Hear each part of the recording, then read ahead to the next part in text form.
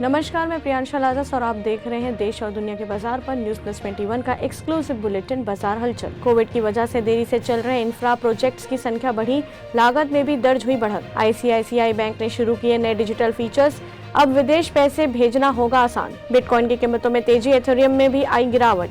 देश के सबसे बड़े एयरपोर्ट का निर्माण करेगी टाटा प्रोजेक्ट, सालाना 1.2 करोड़ यात्रियों को संभालने की होगी क्षमता। अंतिम दौर की बिकवाली से सेंसेक्स में 49 अंकों की गिरावट। टेस्ला ने हायरिंग रोकी, एलन मस्क बोले इकोनॉमी को लेकर सुपर बेड फिलिंग 10% स्टाफ कम करना होगा। अडानी को पछाड़कर अंबानी बने एशिया के सबसे अमीर बिजनेसमैन, दुनिया में 8वें नंबर पर। SBI से होम लोन लेना हुआ महंगा, अब 7.05% पर मिलेगा लोन। निवेश के लिए भारतीय कंपनियों को लुभा रहा फ्रांस। NCLT ने अनुपातिक आधार पर IL&FS लेनदारों को 16,361 करोड़ रुपए देने का आदेश दिया। ऐसे ही जानकारियों के लिए देखते रहिए न्यूज प्लस 21, आपके हक की बात।